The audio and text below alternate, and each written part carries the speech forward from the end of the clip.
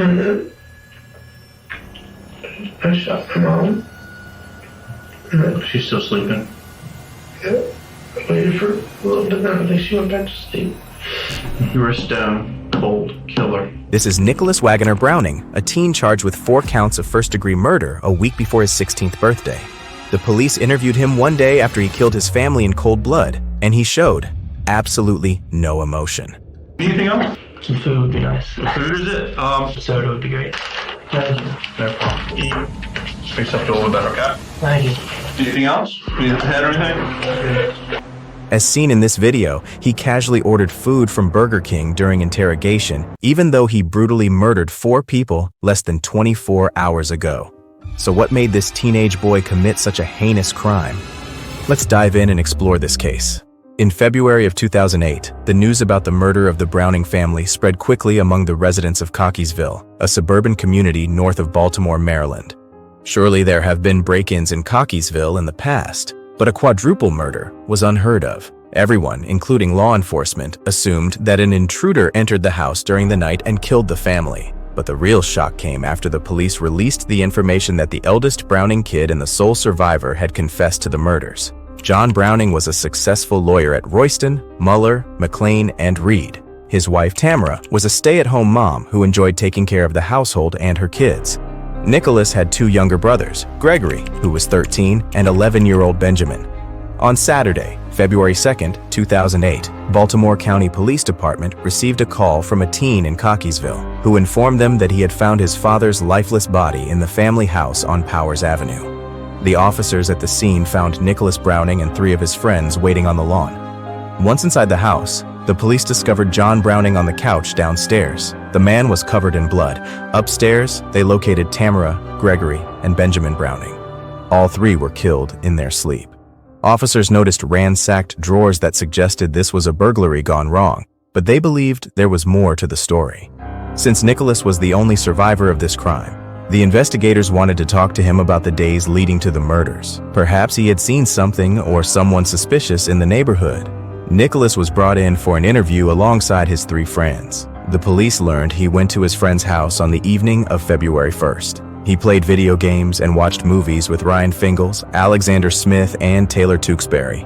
The group of teens eventually fell asleep. His friends drove him home around 5 p.m. the following day. The group spent the afternoon in the local mall. They made plans to stay at Nicholas's house right before he went inside and found the lifeless body of his father, John. While his story sounded plausible, Nicholas's behavior during the interview was odd to the investigators. The interrogation took place on the evening of February 2nd, 2008, right after the bodies of the Brownings were discovered in their home. Here you can see Nicholas taking a nap while waiting for the investigator to question him. This behavior is not unheard of, but considering everything that happened to the boy that day, it is strange he could just take a nap at the police station. After the investigator read Nicholas's rights, he asked him to provide more information about his whereabouts on Friday evening and Saturday morning. Nicholas said he tried to get the car from his parents around 1 a.m., so he left his friend's house. But when he arrived at his family home, the lights were on. Instead of sneaking in to get the keys, he waited in the car. Nicholas dozed off and was woken up by his friend Alex, who called him to see what was going on. According to Nicholas, the lights were still on in the house, so he walked back to meet his friends. And then we got new. And in the course of this, I've been calling my parents all day and they hadn't picked up, so. From the cell phone? So originally from Ryan's house phone and then my phone a bunch of times. Okay. Here, Nicholas says his mother was supposed to pick him up at 9 a.m. but never showed up, so he called the landline repeatedly. After inquiring about his grandparents, the investigator gets up and asks Nicholas if he needs anything.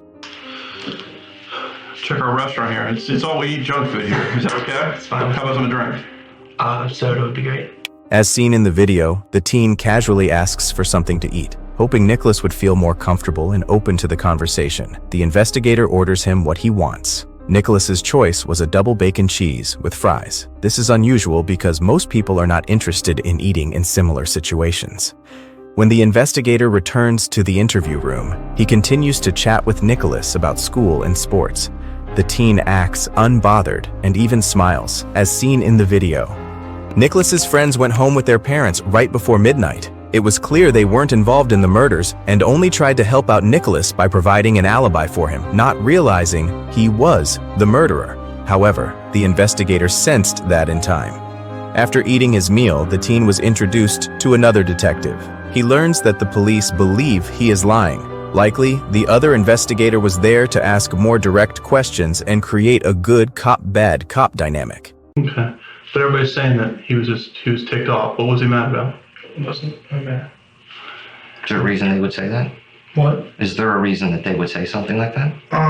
He's never nice though, I don't think. That's not, they said it was uncharacteristic for him, that usually when he does see them, he's always pleasant. The investigators tell Nicholas that his friends said his father was mad at him on Friday, even though none of them mentioned it during their interviews. This was done to make Nicholas talk and potentially give more information about a possible fight with his father. However, he denies it, probably suspecting that the police are making the story up. As you can hear, Nicholas continues to deny his involvement in the murders, claiming someone else has done it. Don't do that. I think I didn't do it. There's can't be other evidence. You did do it. I didn't do it. Nobody else did this. The investigators then placed him under arrest and handcuffed the teen to a chair, hoping it would rattle him enough to confess to the murders. However, Nicholas again dozes off in the interview room, seemingly unfazed by the questioning. The interrogation continues well after 1 a.m., and the investigator is doing everything to persuade Nicholas to tell him what happened and why he killed his entire family. The teen then goes on about his inheritance and still tries to convince the police a burglar had killed his family. He presents himself as a good student and son without any reason to brutally murder his parents and brothers. Right before 2 a.m., Nicholas is on the verge of confessing to the crime. The investigator sits closer to him and appears friendly to encourage Nicholas to say what really happened. He starts talking about his father being abusive towards him, namely because he had a bad attitude regarding Boy Scouts. It kept going, and the little thing just seemed to always reverted back to that one thing, and then, the alcohol thing happened, then they called me taking out the car. Oh, you got caught before? I got caught before. He threatened to keep it away from you? Right. Here we see Nicholas explain how he was caught drinking alcohol twice, which made the alleged abuse by his father even worse. According to the teen, John was frequently mad at him for little things. This is the moment when Nicholas confesses to shooting his dad. He keeps rubbing his head while the investigator intently listens to his version of events. And then I went between putting the gun up to his head and pulling it back down and up. Do you have a pillow up too? Or? Yeah, just a gun. The teen's story suggests he was at the house to take his dad's car, but saw a handgun on a workbench in the garage, and the thought of killing his father came to mind. But what happened with the rest of his family? Why did he kill his mother and brothers, who did nothing to him? Here we see Nicholas explain what happened after he had shot his dad on the couch downstairs. And then once that happened, I freaked out, and I thought, it'd all come down, but I don't even know if they woke up or whatever, but so I sat on the couch and they were up, and then I shot my mom, and then She's still sleeping? I waited for a little bit, then I think she went back to sleep. He had enough time to get out of the house and leave the rest of the family alive. Instead, he chooses to kill them all in their sleep. His friends and Nicholas himself confirmed he had contacted one of his brothers during the evening and told the boy to unlock the basement door. The younger brother agreed, assuming Nicholas planned to take the family car and drive around with his buddies. That's how he gained access to the house while everyone was asleep. Nicholas also led the police to a nearby bush where he hid the murder weapon. After charging Nicholas Browning with 4 counts of first-degree murder, the investigators were still confused about the motives of the murders. Nicholas claimed he was abused by his father, but those who knew the family don't recall John ever hitting or yelling at Nicholas for no reason. Some relatives did confirm Nicholas's story, but again, there was no proof. Instead, it is more likely that Nicholas didn't want anyone telling him what to do. Some of his classmates recalled him saying he would kill his father for inheritance, which is possible considering he had also shot his 2 younger brothers. One of the boys had a bullet wound on his hand, meaning he had woken up in the middle of the attack and tried to cover his head. Nicholas's friends took his statement as a joke and not an actual murder plan. Nicholas pleaded guilty to all counts and wept in front of the judge, who sentenced him to 2 consecutive life in prison terms with the possibility of parole in 2031. He finally showed some emotions at the very end. Nicholas was back in the news in 2012 when he created a pen pal account on a website called Good Prisoner. He shared more recent photos of himself in prison and was looking for people to talk to. He is currently serving time at Western Correctional Institution in Cumberland, Maryland.